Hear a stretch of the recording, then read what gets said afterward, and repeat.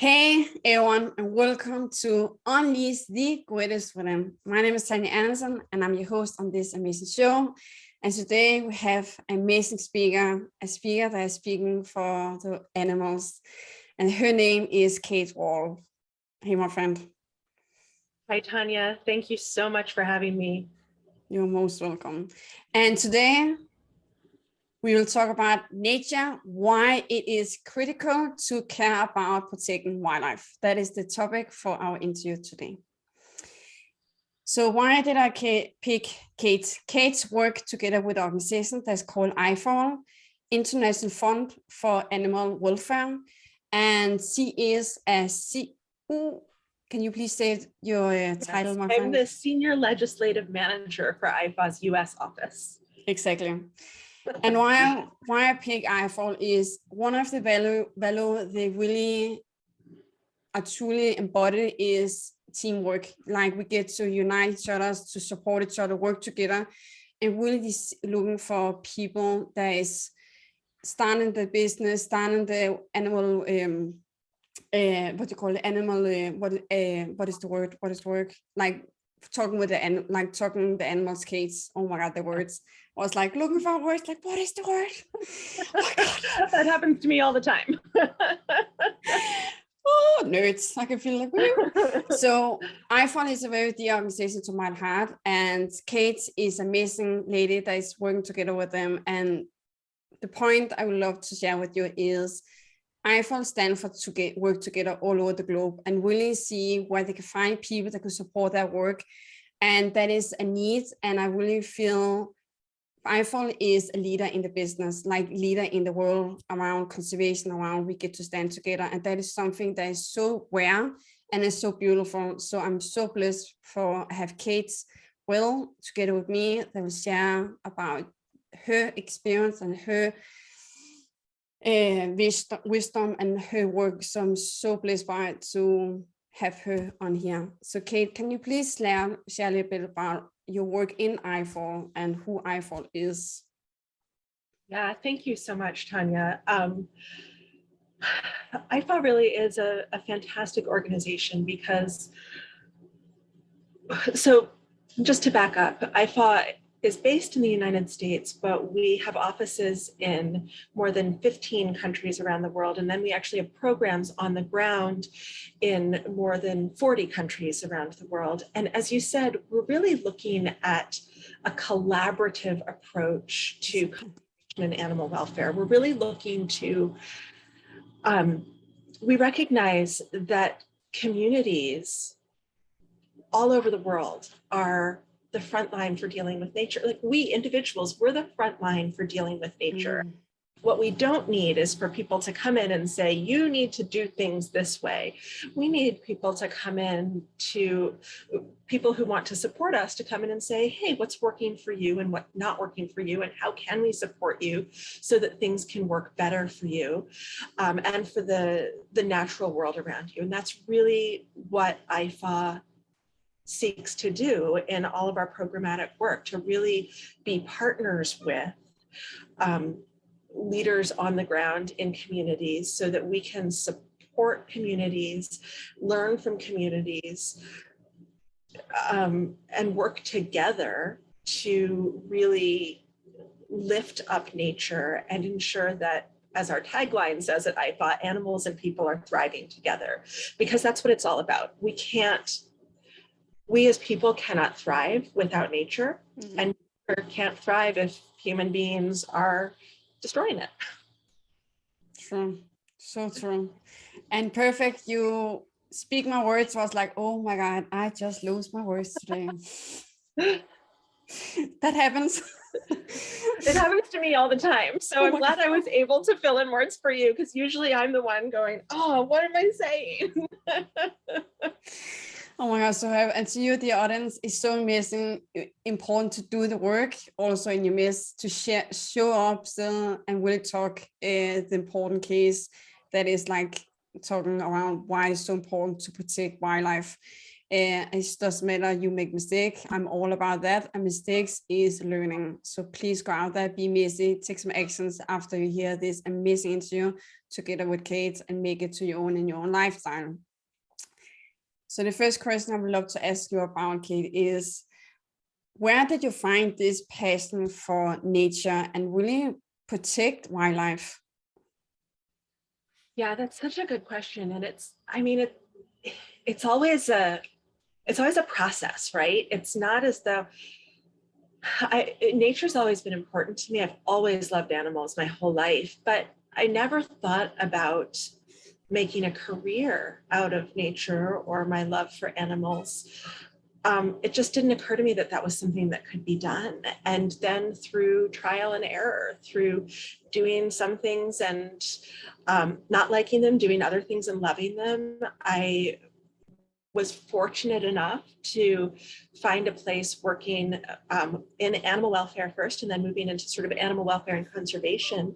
And really, the more I learned about how important nature is to humanity, and how, I guess I should say, it's not that nature and humanity are separate. We're all part of nature. We're nature, right? We're animals. We're part of nature. And as humans, we've tried to kind of set ourselves apart from nature, but that's been really unhealthy for the planet. It's been unhealthy for animals. And frankly, we're learning that it's been very unhealthy for us. And the more I've learned about how important it is for us to recognize our connection with the rest of the natural world, and how important it is for us to protect the natural world, but also to recognize that we are part of the natural world, the more my passion for working in this area has grown. I hope that answers your question. It does, my friend. It's so beautiful.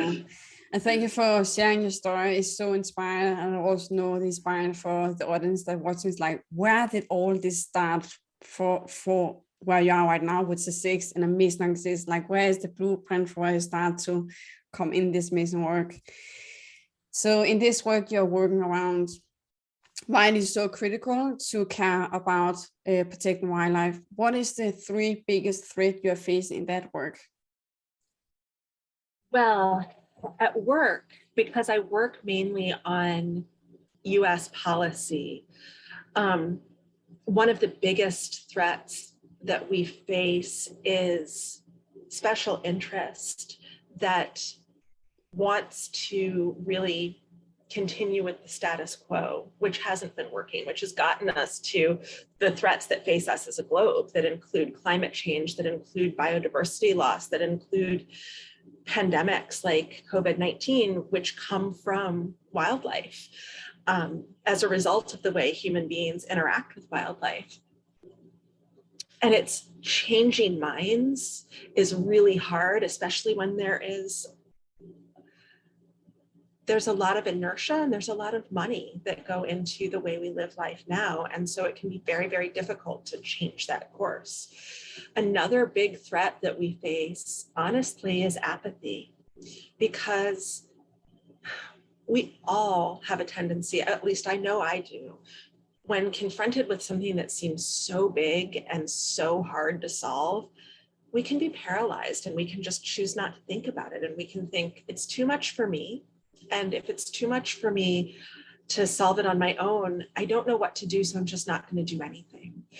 And so one of the big challenges, I won't say apathy can be a threat, but one of the challenges can be helping people to recognize that each of us individually, we're all powerful in our own way. We may not be able to change the world directly on our own, but we can all do what's in front of us. And when we each do what's in front of us, then we come together to be an extremely powerful force.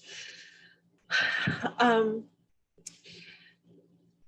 as for a third challenge, well, I think there's also the challenge of the threat of people not caring. I mean, there's the threat of people care, but simply feel overwhelmed. Yeah. And then there's the threat of people who simply are not paying attention, who feel like, and maybe it's part of the same continuum, people who think, well, these problems of the world Yeah. are so much that I can't do anything about them, and therefore they don't impact me. But the reality is each of these challenges, everything we're facing does impact us. Climate change impacts us. Mm. Whether it means that we're paying more for energy in our own homes to heat or cool our homes, facing droughts or floods in our community, seeing rises in food prices because farmers and food producers are also facing droughts and floods that affect the price of food. All of these things do in fact impact us. They are really important in our daily lives. Yeah. And so I think it's a challenge to get people to recognize that. Yeah. One of the things I was thinking about also our last call in the intro call we have last time was around this for empathy, if I say that correctly, empathy and caring. Yeah. Is what I experienced, as you also have experienced, as we talk about around this, as I experienced like this disconnecting around, I get to work on my own transformation before I can make a difference. Like in so many people, it's just like two different kind of worlds. And when I talked with animal advocate, there was the word advocate in the beginning. I was losing that word. So it's so important to us to, before we can have empathy for what is going on in our lifestyle, to really dig in. It's like, okay, if I buy this, what do I support in the whole process? To have that like clear mind, space in our mind, we get to work on ourselves so we can have like this space in our brains to like digging in it and take one element every day or one every week. So we like go in the details. Is we are losing the connection, as I see, losing the connection to ourselves, to caring for ourselves, because how can we have empathy for an animal that's suffering, as we're seeing, or for the nature that is so unbalanced, and protecting wildlife? Like, how can we have that empathy if we have not learned empathy for ourselves, like from our past? Now we're going a little bit deep, guys. So we get to really to have that, and it is something I really going after, as I also know you, and that's also something I really love you for. And I for is really you're brave enough to talk about the personal transformation in the work instead of it's only about animals, it's only about critical issues. You also have this part of where we are a human, and we also get to work on ourselves and work on our team before we can be a six. And with that, we can do like in a team and work together. So it's so important to really also and that is going into the next, like how do we deal with these threats to turn around to something powerful?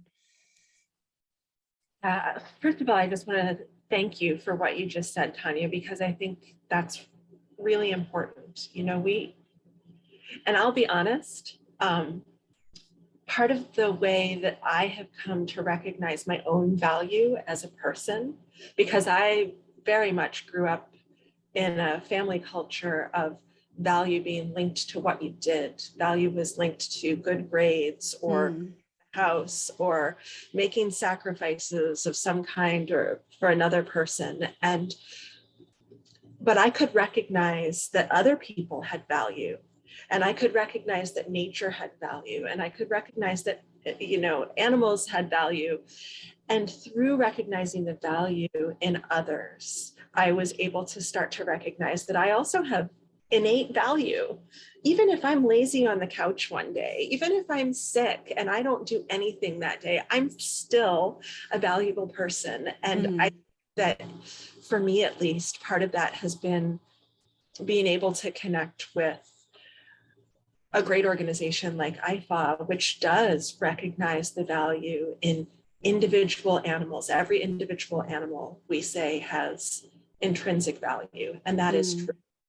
And that means every individual animal, including me and including you and including all of the listeners, we all have intrinsic value. And I think that empathy is incredibly powerful when we channel it. Recognizing that none of us has all the answers, no matter how much studying we do, no matter how much experience we have, no matter how much work we do. None of us is ever perfect. None of us ever has all of the answers. And that also is powerful because it means that we have an infinite capacity to learn, right? We're never done learning. And so we can learn from one another. And that's another thing that I really value at IFAW, because when we go into communities, so one of the things that IFAW does around the world is that we respond in disaster areas. So if a storm hits an area and there's a disaster, IFAW responders will go and we'll be on the ground, and we go in at the invitation. We reach out and we say we're available, but then we go in at the invitation of the community and we work with the community. And that is a listening exercise where we don't go in and say, okay, we're IFAW, everybody else stand back, we've got this, we're just going to fix everything. That would never work because we don't have all of the answers, and we don't know individual communities the way the members who live there do. So we go in and we say, how can we help? Here are some ideas of how we can help, but how we want to tailor them to fit what you need. So let's all work together. Let's roll up our sleeves and let's get it done. We do that when we're going in to try to protect an area as well. We have a small project in Malawi on the Lilongwe River in a community called Chikalongo. The Lilongwe River is a beautiful, wide, shallow river. It is home to many wildlife species. I had the opportunity to visit in 2018 and saw elephants abounding, saw more birds than I could ever hope to name and remember, saw some of the most charismatic wildlife from various kind of buffalo and various kinds of African deer and antelope. It's absolutely magical. Beautiful, beautiful land. The Lilongwe River is also home to some equally beautiful but very dangerous hippopotamus and crocodiles. Oh my God. And the crocodiles can grow to be 24 feet long. I mean, they're now the Chikalongo community gets its water, all of its water from this river. And community members were regularly being killed by elephants, by hippopotamus, and by crocodiles when they went to get water to drink, to bathe in, to cook with, all of the we rely on water for every day. Community members cared about the wildlife, but they were feeling as though it was the community or the wildlife. All elephants were trampling crops, which people relied on for their own food and for income, and they were knocking down houses. You know, in the United States, we get annoyed if squirrels get into our attics, recognizing that they can cause damage. I've had that experience here, and we simply put up some squirrel excluders and put up a squirrel house and a big tree in our backyard. Coexisting with squirrels is relatively easy. Coexisting with elephants takes a little bit more manpower, shall we say. Yeah. So what IFAW did is we went in and we met with the community leadership. We sat down with the community elders and we said, what are the problems that you're dealing with? And we really thought about how can we work together to address these problems. And what we came up with together was a solar powered pump, which pumps water from the river into the center of the village. And then a solar powered electric fence around the crops and houses that we need to exclude elephants from. So elephants are still able to range around the river and to get to natural lands around the river, but they can no longer trample crops or knock down people's homes, and people no longer have to physically put their arms into the water and risk being attacked by a crocodile or by a hippopotamus. And that has eliminated the deaths from those activities. Wow. Meanwhile, the community has been able to increase their farming practices such that they are now not only supplying food for themselves, but they're also supplying food to the other local communities and able to increase their revenue from that. So they've become sort of a hub for sustenance for their surrounding area. And it's a coexistence story. People still, in fact, there is across the river from them a hotel that is often visited by people from around Africa and from around the world. It's a nature lodge where people can come and view elephants and crocodiles and monkeys and apes, all of this amazing wildlife. And the community sells its vegetables to that hotel. So they're able to coexist with their wildlife in peace, but they're able to benefit from the revenue that the wildlife brings them through tourism. So it's a story in that one community, and it's different in every community. It's a story in that one community of what worked for them. And IFAW was privileged to be able to have that discussion and really channel the knowledge of everyone there. The community and the IFAW experts were able to channel that knowledge to work together to solve a problem. Oh, I think it's that empathy, being open to learning from one another and working together, that is so powerful. I did not know that. That is a beautiful story. And also, like, I get the feeling around hope. Like, when we truly going out there, be authentic, open, I really meet the people where they are and say, I'm here to support, please tell me, so I can serve you what you seeing a solution. Truly work together. That is so beautiful, and what we can learn all over the globe like this, how you work together on where you are, have empathy for where you are with your challenges, and also work together with nature, have that also, like, how can we work together and with nature so we don't like destroying more nature. Absolutely. Yeah, so that is a beautiful story, and also give to you, the audience, I hope for it is possible to create these connections with other, and also still working in, I think it's called sympathy is correct, like there's sympathy with nature and how you work together, so we don't like make more damage as we need to, if I can say that. Absolutely. Yeah, so it's beautiful. So you have shared a little bit around it. So in your work, what you're doing, you say you work like with the government, right? Or did I say I missed something? No, so in my job, I work a great deal with the US government, with members of Congress here in the United States, and also with the administration. And one of the things that we're really working on now is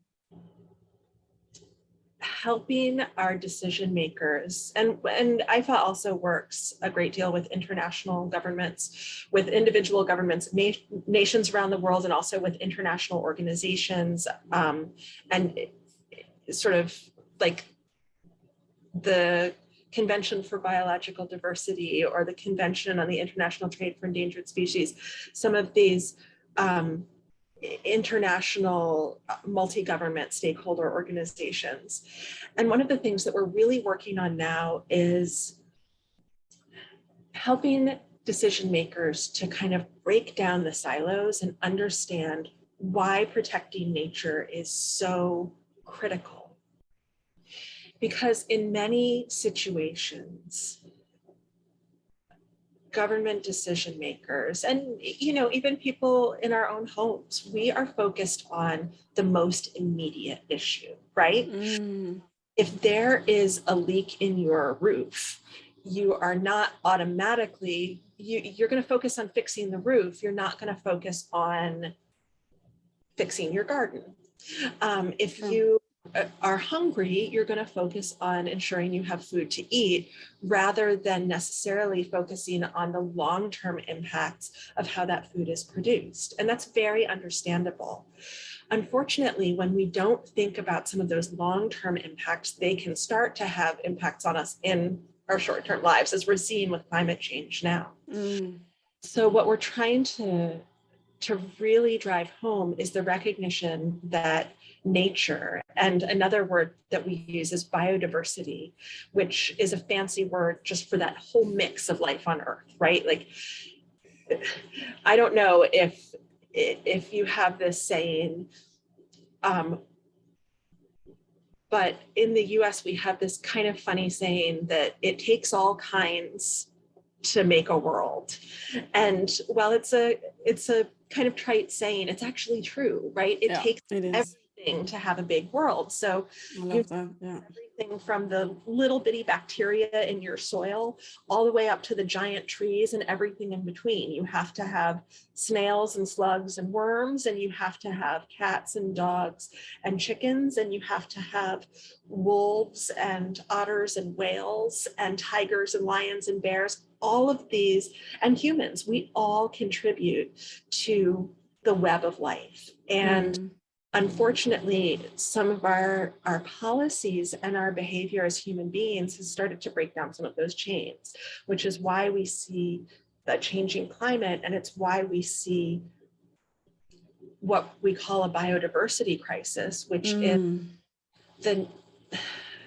the recognition that species are disappearing from the planet at an unprecedented rate, at the highest rate of any time since humans were on the planet. We're seeing species start to disappear. And that means as species disappear from the landscape, the ecosystems, the systems that we rely on for our food, for our water, for our air, for our climate, they're starting to break down, and they can't support life the way they do. And so a lot of our current work in IFAW's US office is really focused on helping decision makers recognize that conservation can't be a second tier issue. We can't just say we have to focus right now on food and energy. We'll think about the environment later.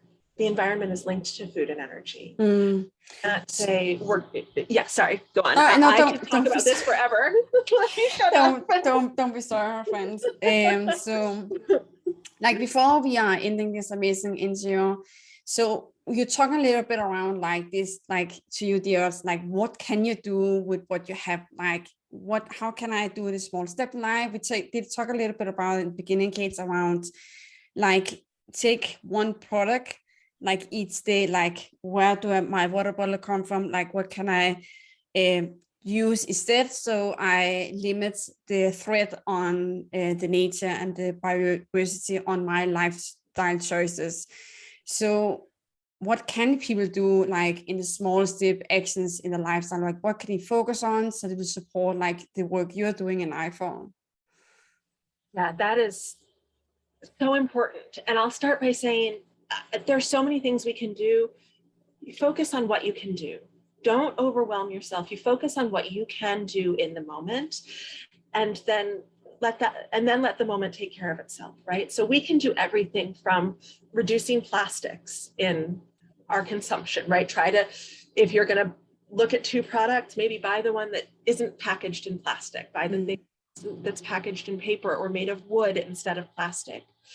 If you have an apartment with a sunny windowsill, grow some native plants outside. Those native plants, even just a couple of flowers that are native to your area, wherever your area is, can be support for pollinators or birds or small mammals in your community. If you have a yard, get rid of your lawn and put in or reduce your lawn and put in native flowers and plants, because they will reduce the water runoff and pollution in your community. They'll provide important places for pollinators and for birds and mammals. Think about the food that you eat, where it comes from, how it was produced, and look to reduce your footprint in that area. I don't say starve. We all need to eat. Everybody eat, but just think about, try to be thoughtful about the choices you make in your life, whatever those are. And when you have an opportunity, when you have an option, try to make the choice that you know to be better, not only for you, but for the planet. And it's not all on your shoulders. If we all do small things in our lives, we will make differences. And that I think is very positive. Do as much as you can, but don't do more than you can, because that's counterproductive if you burn yourself out. True. On that point, if we choose that way, like how can we support? And that point, if we cannot support ourselves, so it's so important also to see, like, where are you with that kind of resource you have in this moment. Of course, you can all like push you like next level leadership, or next level in an animal advocate, and next level support. We can always grow in areas for us to support. What I really like, what is coming up with me when you share is like, that really hit me in this weekend. My coach was like, how do you truly live your life? Like, when do you truly know you're living life and your lifestyle is supporting the world? Like your lifestyles, the nature's benefit of your lifestyle. So the lifestyle is getting more healthy through your lifestyle. And the point he hit is like, when you truly learn how to serve and give back and really focus on how can I make the small trick, because it's all about the small trick. It's not, Kate and me is not talking about like change your whole lifestyle. We're talking like focus on the small areas where you can like making like buy apples without plastic. So you're picking your own apples.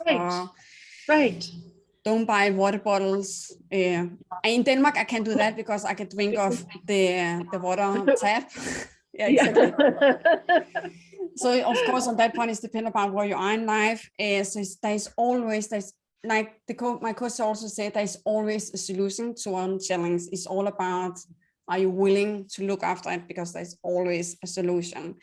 So it's all about small change, and on that point, really be a voice for what you choose in life. On that point, you will also serve IFAW's work because it serves the whole group, how you're showing up, what you choose in lifestyle. And also, like, on that point, you are an animal advocate and supporting the work and make it easier for us in the long run. Absolutely. So true. Yeah. So before sorry? Oh, I was just going to say, I noticed I had to purchase a new phone recently because my other phone exploded. Oh my God. So there was no choice. I had to, and I researched and I tried to buy the most eco-friendly phone that I could find. What I noticed when it arrived was that it was packed in all paper packaging. And that is something that now companies are doing in response to individuals who have said, we don't want to see more plastic pollution. And so by making a small choice, you're sending a bigger message, and you'll start to see this global change. I had not been personally in touch with this cell phone company, but enough people were making the choice to say, I don't want plastic. And we were all buying things that weren't plastic, that this company recognized that and responded. And so it's just a little bit of a flavor of the power that we can have as individuals. That is powerful. The last thing you feel called to leave the audience with, what will that be, my friend? Like a message or something you can do in life? I think I would like to say, it's a lot. I know that there are so many things that can get us down in our daily life. When we read the news, when we hear about terrible things that happen in the world, one of the most powerful things that we can do is to just look for the positive and stay positive in our interactions with one another and with the world. Remember, we are all people. We are all deserving of respect. And part of changing the way the world reacts and behaves is to change the way we behave in our interactions with one another and in our interactions with the planet. And so I guess I would say we are all us. It's not about us and them. We have to recognize that we're all us. The trees and the animals are us, and other human beings, we're all us. And so we have to work together and be positive about our future as this big web of life. And that can be hard sometimes, but it is, I think, perhaps the most important thing that we can all do as members of this shared society. We're all in it together. Mm.